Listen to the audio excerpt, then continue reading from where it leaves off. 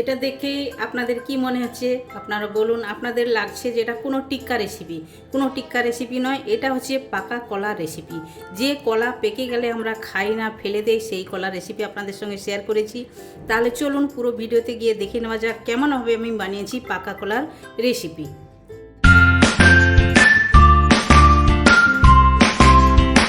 Hello everyone, welcome to my channel কি রান্না করিতে আপনাদের সবাইকে স্বাগত। আশা করি আপনারা সকলে ভালোই আছেন। তো আমি আজ একটি নতুন রেসিপি আপনাদের সঙ্গে শেয়ার করব, যেটা হচ্ছে ফেলে দেওয়া জিনিস থেকে আপনারা খুবই সুন্দর একটা রেসিপি ট্রাই করতে পারেন। তো সাধারণত আমরা কি করি, এই যে কলা, পাকা কলা আমরা কেউ খেতে চাই না, এভাবে পেকে গেলে ফেলে দিই। তো এই কলা ফেলে না দিয়ে এর একটা খুবই সুন্দর রেসিপি আপনাদের সঙ্গে আমি শেয়ার করব। আর রেসিপিটা খেতে কিন্তু খুবই টেস্টি হয়ে থাকে, আর আপনারা বাড়িতে কিন্তু একবার ট্রাই করতে পারেন। তাহলে আমি যে যে উপকরণগুলো নিয়েছি এক এক করে আপনাদের সঙ্গে শেয়ার করে নেব। পাকা কলা আমি 2টা পিস নিয়েছি, 2 পিস নিয়েছি। আর এটা হচ্ছে চালের গুঁড়ি 1 চামচ নিয়েছি, বেসন 1.5 চামচ নিয়েছি। আর এইটা হচ্ছে টিক্কা মশলা। টিক্কা মশলা বাজারে পাওয়া যায়, আপনারা নিয়ে নিতে পারেন। আপনাদের কাছে টিক্কা মশলা যদি না থাকে তাহলে আপনারা কর্নফ্লাওয়ার 1 চামচ নিয়ে নেবেন। কর্নফ্লাওয়ার দিয়েও কাজটা খুবই সুন্দর হয়ে থাকে। আর নিয়েছি গ্রেট করা রসুন 1 চামচের মতো, আর আধা চামচেরও কম আমি আদা গ্রেট করে নিয়েছি। আর এটাতে যে যে মশলাগুলো লাগবে আমি এক এক করে ওইটার মধ্যে দেবো আর আপনাদের সঙ্গে আমি শেয়ার করব। তাহলে চলুন প্রথমে কলাটা ছিলে নিয়ে একটু কাটিং করে নেব। তো দেখুন কলার ছালটা আমি এভাবেই করে বের করে নিচ্ছি, একদম পাকা কলা। এই যে বের করে নিলাম, এটাকে আমি 3 টুকরাতে কাটিং করব। এই একটা টুকরা করলাম আর এই একটা টুকরা করলাম। এবার মাঝখান থেকে এভাবেই একটা চিরা লাগিয়ে নেব, এভাবেই করে চিরা লাগিয়ে নিতে হবে। তাহলে চলুন এভাবে করে সবগুলো আমি করে নিচ্ছি, তারপরে আমি ফিরে আসছি। তো কলাটা দেখুন এভাবে করে পিস করে কেটে নিয়েছি। এখন একটা থালা নিয়ে নেব আর সব এই মিশ্রণগুলো একসঙ্গে দিয়ে দেবো। এই যে রসুন কুচানো দিলাম, আদা গ্রেট করা, রসুন গ্রেট করা, আর চালের গুঁড়ো সবগুলো একসঙ্গে দিয়ে দেবো, বেসন আর এই টিক্কা মশলা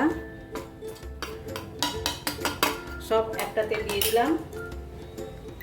তো এখন যাবে এটাতে স্বাদ মতো লবণ। আর টিক্কা মশলাতে লবণ আছে, লবণটা একটু দেখে দিতে হবে, একটু কম দিলে চলবে, কারণ কলাটা তো মিষ্টি, একটু কম মিষ্টি কম লবণ হলেও চলবে। তো এটা দিলাম। আর এটাতে এখন যাবে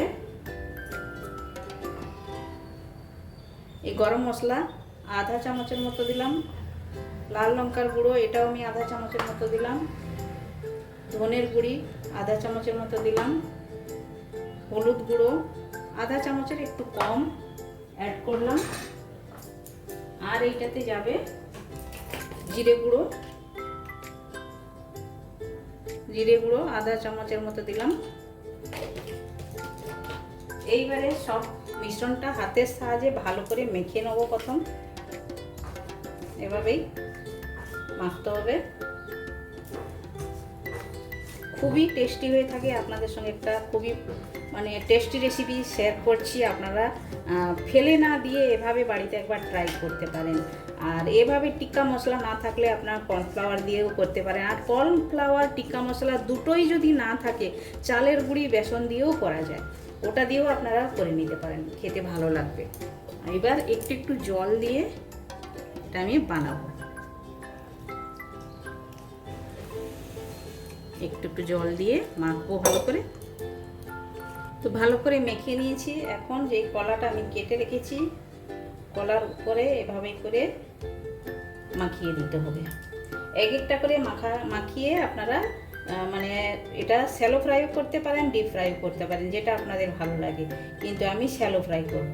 এভাবে করে এক একটা করে দিয়ে দেবো, দিয়ে মেখে নেবো। তাহলে চলুন গ্যাসের কাছে যাওয়া যায়। এটা রাখার কোনো প্রয়োজন যে এই যে ম্যারিনেশন করে রাখতে হবে, ওটার কোনো ব্যাপার নয়, আপনারা সঙ্গে সঙ্গেই বানাতে পারেন। তাহলে চলুন গ্যাসের কাছে যাওয়া যাক। এভাবেই করে নিয়ে আমি তেলের উপরে দেবো। তো দেখুন আমি প্যানের মধ্যে তেল দিয়ে দিয়েছি, তেলটা সব জায়গাতে ভালো করে লাগিয়ে দেবো এভাবেই। আর একটুখানি তেল গরম হওয়ার জন্য অপেক্ষা করব।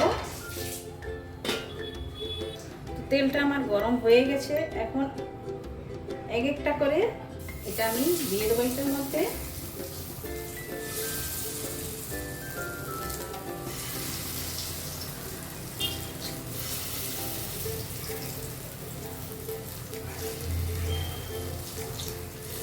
আরও যেগুলো লাগবে একটা একটা করে এভাবেই দিয়ে দেবো সব।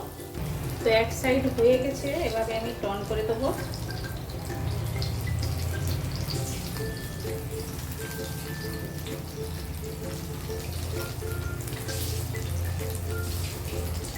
যেগুলো হয় না ওগুলো হতে দেবো, কোনো ঘাই করার দরকার নেই, আরামসে।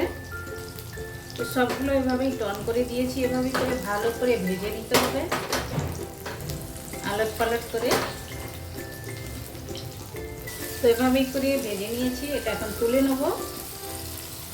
তো দেখুন আপনারা পাকা কলার রেসিপিটা কিন্তু আমার একদম রেডি হয়ে গেছে। এভাবেই দেখতে যতটা সুন্দর, খেতে অতটাই টেস্টি। আপনারা বাড়িতে একবার ট্রাই করতে পারেন। খুবই একটি টেস্টি রেসিপি আপনাদের সঙ্গে আমি শেয়ার করলাম। খেতে খুবই টেস্টি হয়ে থাকে। দেখুন এভাবেই করে, গরম একদম হাতে নেওয়া যাচ্ছে না, তাই জন্য ভালো করে দেখাতে পাচ্ছি না। তো আপনারা বাড়িতে একবার ট্রাই করুন, বানান, খান, আর কমেন্ট সেকশনে গিয়ে কমেন্ট করে আমায় বলুন আপনাদের এই রেসিপিটা কেমন লেগেছে। ভালো লেগে থাকলে লাইক শেয়ার কমেন্ট করবেন। যারা এখনও আমাদের চ্যানেলটি সাবস্ক্রাইব করেননি প্লিজ চ্যানেলটি সাবস্ক্রাইব করে নেবেন। বেল আইকন অবশ্যই প্রেস করবেন, তাহলে নিত্য নতুন রেসিপি আপনারা সঙ্গে সঙ্গে দেখতে পাবেন। আবার দেখা হচ্ছে নতুন কোনো রেসিপির সঙ্গে। সবাই ভালো থাকবেন, সুস্থ থাকবেন। আপনারা আপনাদের কিমতি টাইম আমায় দেওয়ার জন্য আপনাদেরকে অনেক অনেক ধন্যবাদ।